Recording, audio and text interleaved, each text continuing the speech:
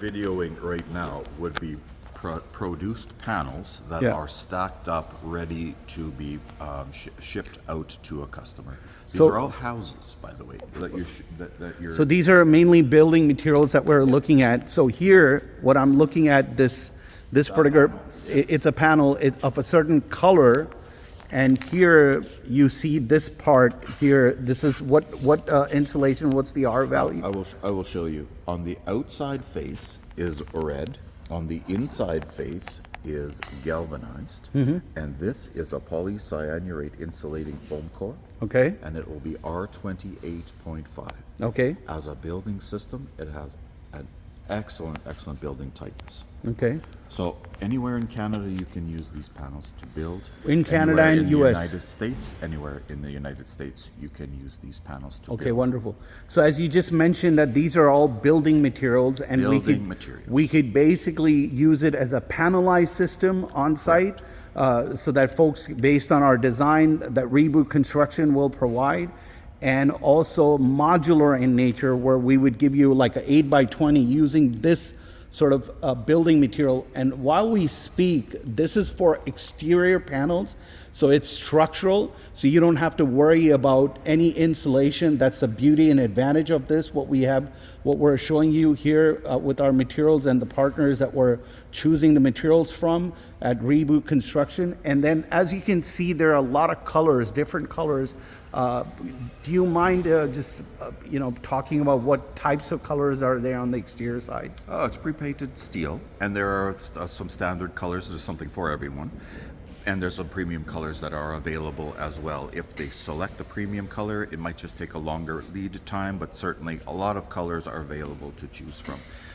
You will have something to show them with the color options. Absolutely. But we stock enough material that we can be very agile for orders. If a certain color is chosen, we'll be able to produce panels for that modular unit in that color. So wonderful. So as you have this the structural side, what if I wanted to do like a wood cladding on top of it? Does that increase the weight, or does that increase the bulkiness, or can I do the wood paneling on top of this, basically? You certainly can. If the desired finished product will be a certain look, if the desired finished product needs some exterior treatment on it, you certainly can add to it.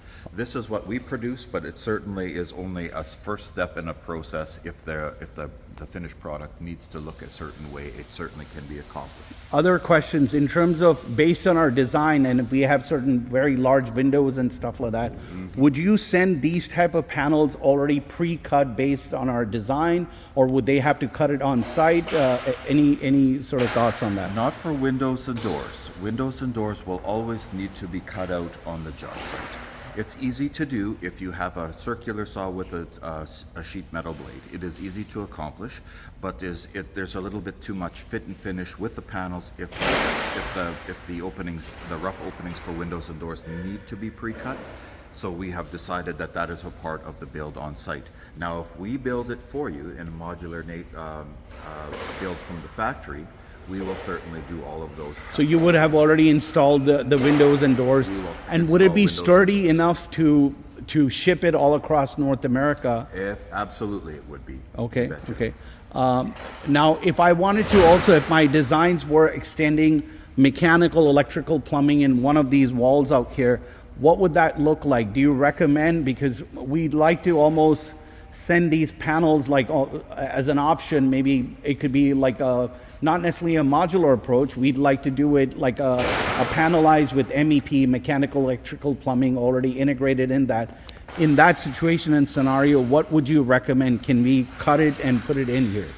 All plumbing and mechanical will need to be surface mounted on the inside face of the panels. Okay. But you will notice that on the exterior walls that a switch, like a switch box for a light switch or a plug-in, will fit inside of this deep flute if you use a shower electrical box. They're readily available at the electrical supply warehouses. but you can tuck it in here for low profile. But usually, typically, everything it will need to be surface mounted on the inside at the job site, or if it's modular factory built, we will do it for you. Okay, and when you surface mount it, then on top of it, then after that you would do a drywall on top of that. You could finish it out with drywall over top of it after the electrical has been approved.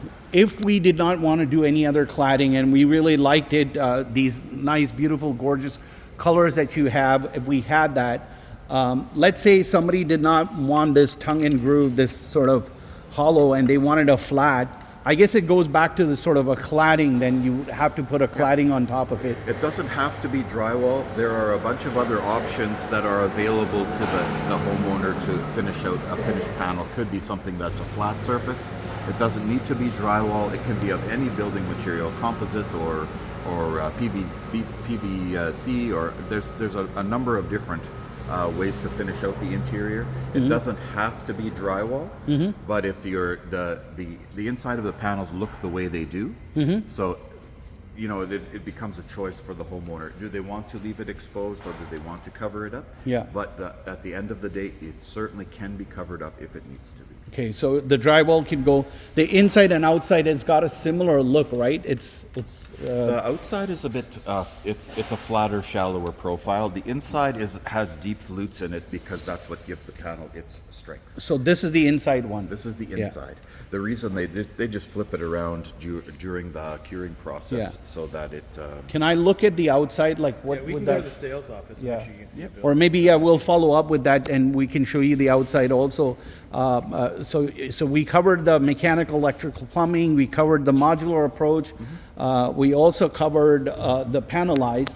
Now the next question is, when it's modular in nature and we're going to be shipping these boxes all across North America, what is the strategy you recommend to be able to carry the mods? Because that time it will be fully loaded. How do we connect on top of it?